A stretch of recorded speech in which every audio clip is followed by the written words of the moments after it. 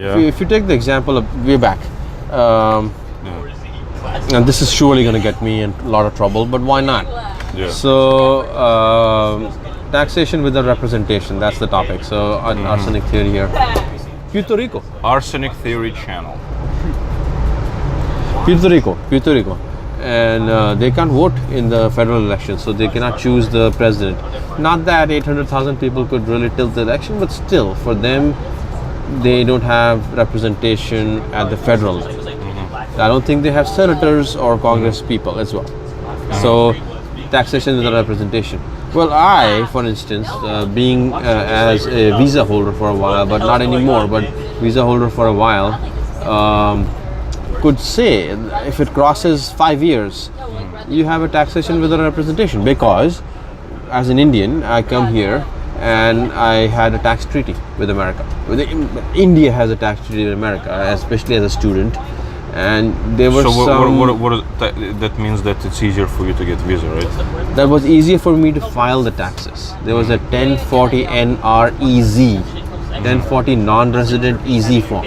You might have filed the 1040 EZ form. Yes, I did. Right, but now as you get more investments, money, etc., then you file the 1040. 1040. IRS is whatever. I-1040, I don't know, forget that name. But then you file 1040.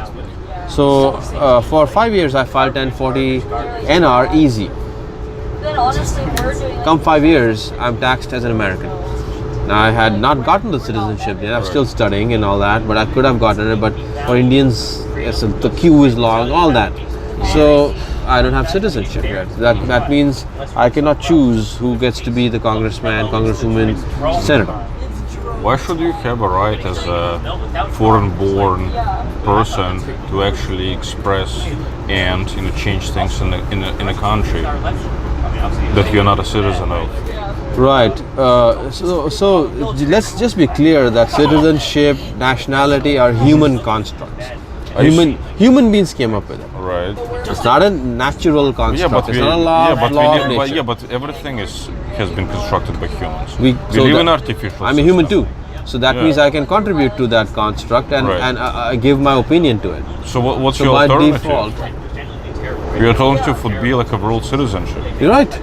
Yeah, I would say dissolve the borders and make it one village family. I mean, now I'm not saying that make it iron hand like what happens in Alaska and New Zealand copies, or there's some sort of a collusion between the governments of the world and they sort of like suppress the people. That's not what I'm saying. I'm saying open the borders so anybody could go anywhere, given that they abide by the laws of that state. Even if you're from Texas and you go to Illinois has different laws than Texas. Right.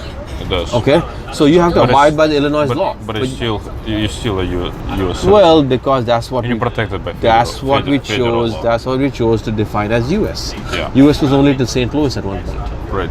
Right. So,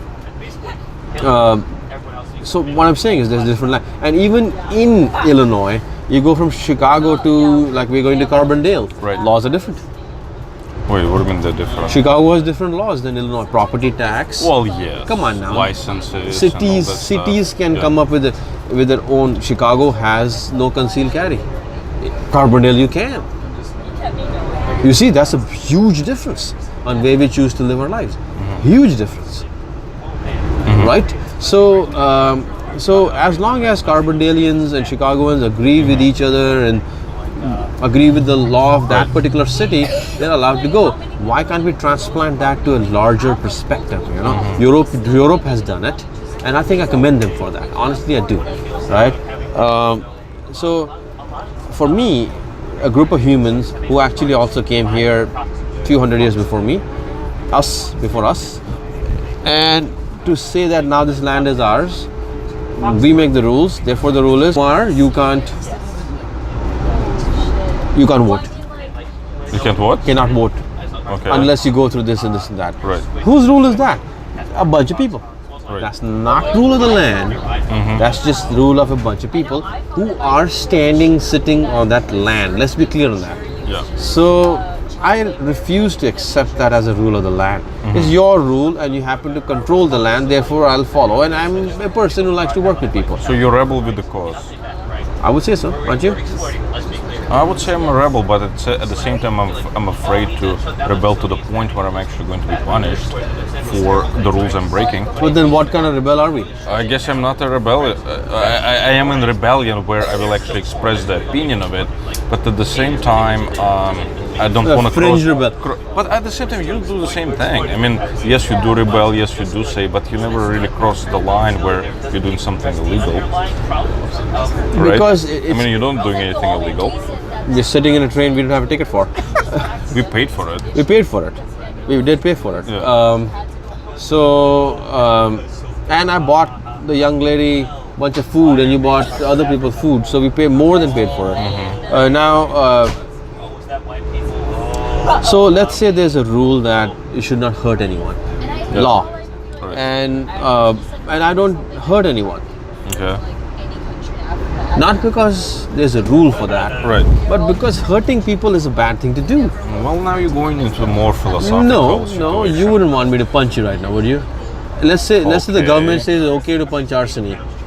I wouldn't still punch you Okay. because I think my hand will hurt at the end of it. Because I have a thick skull. Let's just say you're built to last. Like a police officer.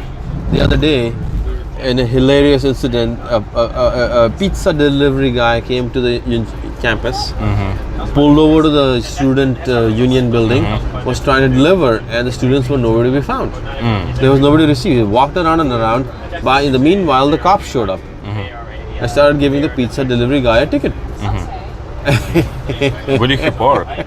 Right outside he was illegally parked, of course. Okay. Well, He did was he have parked your right. flashers on? None of that. So Well, I mean, that's his fault. he asked He's for supposed it. to get He asked for it. We had like taxi drivers who would normally park right outside the building in a bus stop. But you know and what? they issue him tickets. If I was the officer, I would come Yeah. up to say, you need to move your car. Because you're probably, if there's a fire, and if people are running out, then you might be a problem. Well, You what know? if there is a zero tolerance? Like, for example, emergency lane, right? I mean, the probably police officers are treating it Sure, like a I'm not arguing. zero tolerance. I didn't argue with the lady who was given it. Yeah. My issue is with the other male police officer who was sitting in his van with the AC blasting on, windows rolled down, parked right behind her session guard, session buddy, or whatever. And I happened to run into the pizza delivery guy a couple times in the union, so we kind of became acquaintances, friends. Like, so as I walked out, he said, "Look, now I'm getting a ticket. This person is not here. He was on the phone with her. She's not here." And I stood there, say, "Well, that's pretty sad, you know." And I'm looking at the police officer giving a ticket, and the other guy says, "Sir, step back." What? What? Citizen, do not interfere with the police proceedings. And then I really didn't want to get into it. So what did I say? I said, "Have a nice day," and I walked off. And you could tell that first he was looking at me like, "You want conflict?" He had that look. And I looked at him and I didn't give much of a reaction, so it kind of went up. And I said, "Have a nice day." And it went further up. And I started walking away. Then it sunk in his head that, oh, he's walking away. And then he's like, "Okay, you too." Well, that's not what we pay for. We do not pay for that. Sir, do you mind to please step back and let us do our job? We apologize for the inconvenience. How hard is that? And it's not just about the words or choices, it's the intention behind it. He really meant to tell me, back off. He didn't request me. And what were they doing? Giving a parking ticket. It's not like a scene where they're trying to arrest a criminal. What gives these people? So I didn't argue with him, so I obey the law or whatever. Do I agree with it? I don't. Will I rebel against it? One day, yes. I am right now. But it does give me the right as a human, because there are human rights. There are resident rights, by the way. I'm a resident. You know, even if somebody's not a citizen, they are a resident. Residents have rights, not just human right, resident right, because they participate in the economy, they move around. If only citizens had guns, residents didn't, then you could pretty much say that a resident could be subservient to a citizen, right? And make them do favors, or they shoot you dead. Fine, the police will come in. So I think there is something to think about. That citizenship is such a misconstructed human invention, and nationalism is further misguided human invention. Where nationalism didn't exist 200 years ago. It's also a fairly recent phenomenon. Right, and it's good to be dedicated to the cause of a certain group of people, just not against others. Nationalism comes off as a competition with the folks next door, and you got to be better than them. Not that you got to be achieved individuals, going through life with the best possible human models, but you got to be better than others. You got to be number one. You've heard the president say that. So number one is the competition. Your president? Yeah, my president. Is he your president? Yeah, really? he is. I pay taxes here. So, but then again, a president, right? The president of the country I live in, work in, so contributed to. So, it's one of those live-in relationships. Love-hate? No, live-in. No marriage, live-in. So, yeah, the people listening should comment. Maybe not fight, but comment. But think about this, Why do we have citizenship? Because we are trying to keep whatever we have hoarded protected. But they actually try. There are forces, there are trends in the world that are disintegrating citizenship, making it vanish. Like the Mexicans jumping the wall. Well, not only that. I mean, the borders have been becoming porous for a very long time. Just with the European Union, right? That was founded, 50, 60, 70 years ago, started with just economic union, then it became political union. Now borders are non-existent there. African Union is been on agenda. Well, I mean, countries are considering getting rid of borders, but also there are strong nationalistic tendencies as well, because at the same time, country wants to be sovereign, and in order to be sovereign and protective of its interests, it needs to have some kind of concrete borders. It cannot have porous borders, because when you are essentially getting rid of borders, you have to give up certain amount of sovereignty. That's what European Union did in European countries. Yes, you do. How do you? You have to find some kind of balancing situation where you are able to stand up for your sovereignty and at the same time ensure that there is a free movement of human capital, economic capital, etc., financial capital. So I think one of the things is that if we have some sort of a uniform educational model and healthcare model, or an agreement. What about an agreement? An agreement among countries that yes, we will allow free movement of capital, whether it's human or financial, but what we will not allow is infringement on our sovereignty. Like, why would somebody infringe on your sovereignty, right? Mostly, because that's a basic human behavior. But think about countries that. Do. We have porous border with Canada. We do. And we have non-porous border with Mexico. So kind of, sort of, but yes. Right here, we have a big problem. We never heard the president talk about building a wall in the northern border. Well, right? because nobody is like. Correct. It's a different situation. Correct, because we have accepted Canadians as us, really. Okay, we have accepted Canadians as us. We have not accepted Mexicans as us. But the countries are almost the same. I mean, there's a big difference between Mexico and US and Canada, economically. That is the point. So if you get countries to be on par, at parity, exactly. Parity, yeah. If they achieve parity, but that's utopian. Talking about countries achieving parity. Some people think that's world order, that everybody's same. That's not the point. We all eat food. We all want good, safe environments. We all want happy mental conditions. Right. We all want good education, health. Yeah, but here's what I was thinking about. I don't think it's even possible To give you an example, America is very safe. It's surrounded by 2 oceans. I'm still listening. I'm a little sleepy, but I'm Yeah. listening. Yeah. Oceans, yeah. Surrounded by 2 oceans. Yeah, It's right, it completely is. protected. Has 2 good friends that is bordering, Right. who will never attack it or Right. anything like Yeah. that. No. And look, for example, at Russia, surrounded by who knows who, always been encircled, always has to be on the lookout, always looking behind its shoulders. And of course, it's easier for this country to fall into the trap of paranoia and into the trap of looking for external enemies, internal enemies, etc. It's easier for countries such as US to develop, to continue on this path of innovation, etc.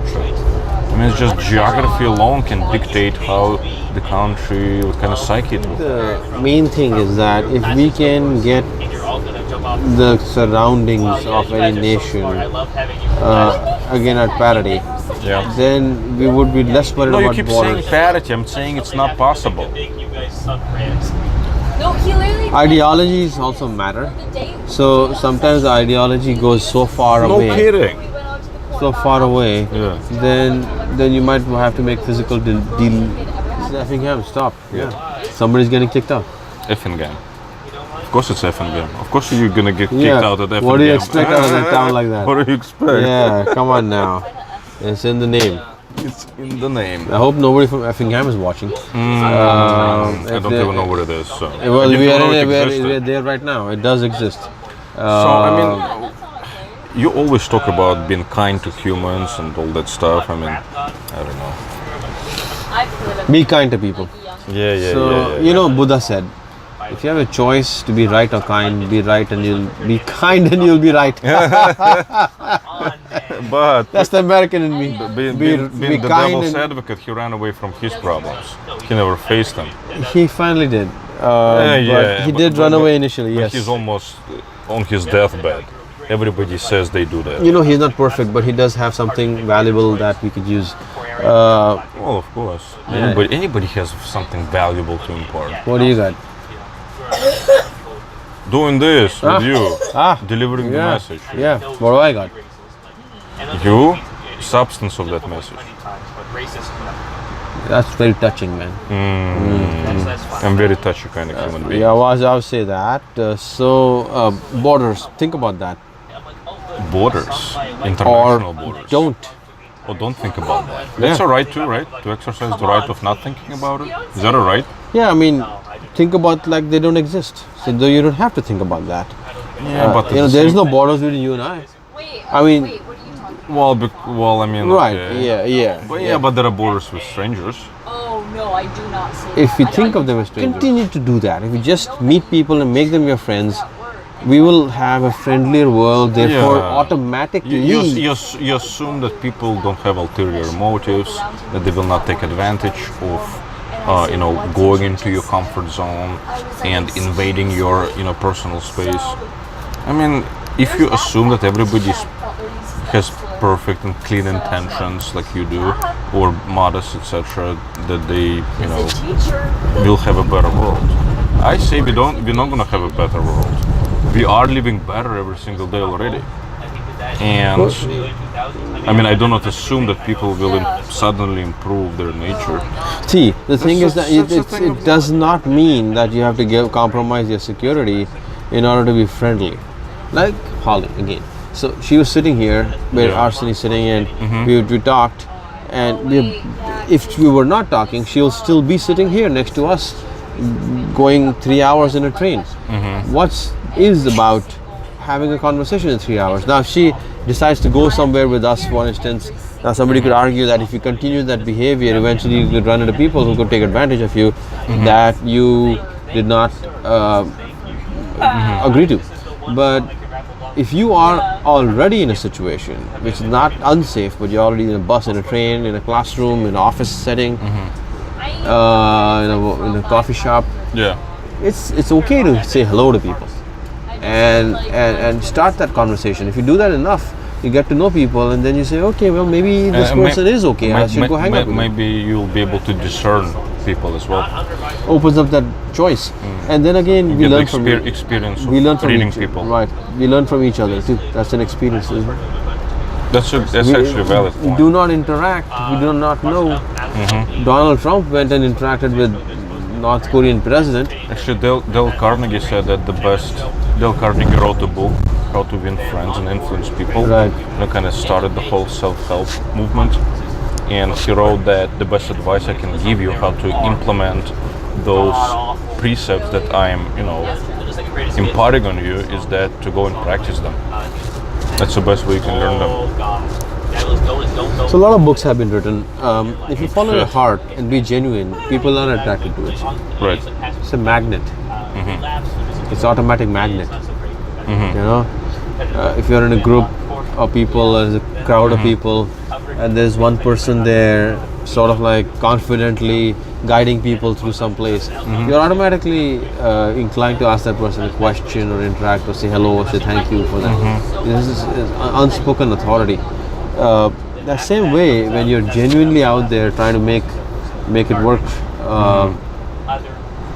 people tend to see that and it rubs on them and they want to join you.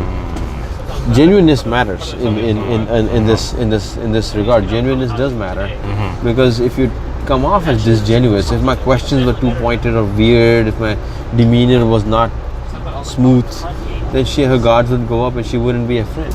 And that's what happens when we do it at a personal level or do it at a country level. But if you show genuineness, you show trust, you show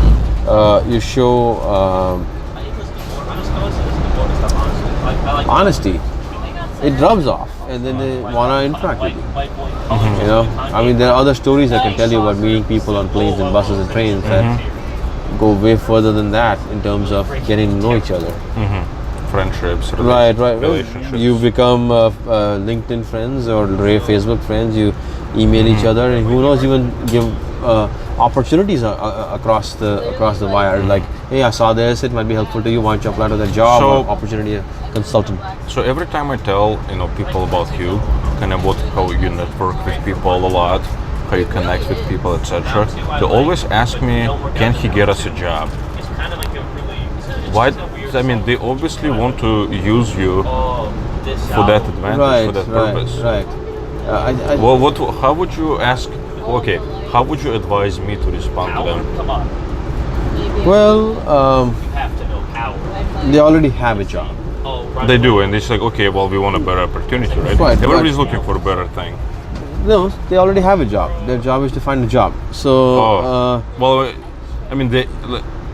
basically they're saying is, okay, can I use the skills to get something? Yeah. So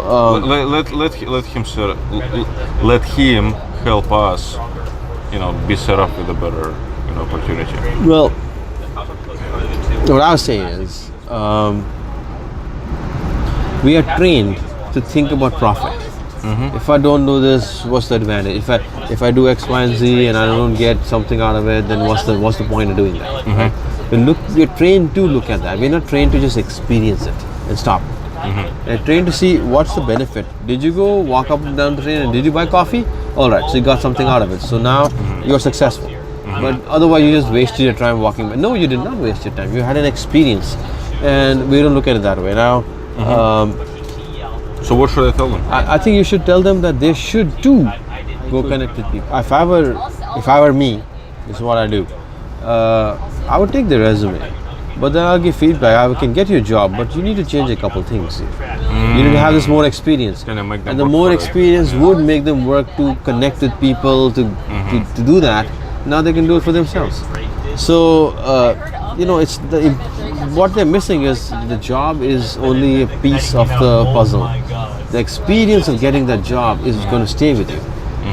If you are not another person because you have a new job, you have grown as a person because you struggled to achieve something, and that struggle has made you a better person, right?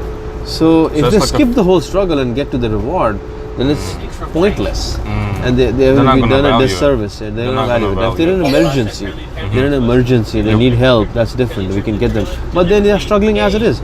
Emergencies can make you struggle in one day what people do over weeks. months. Yeah, that's how you learn, right? That's how you learn. Through struggle. Right, you do. Builds character. We need more people who have character on this planet so that we can build the next generation's environment. Right now we are not doing that. So Very good. Arsenic Theory channel. Stay tuned. Logic is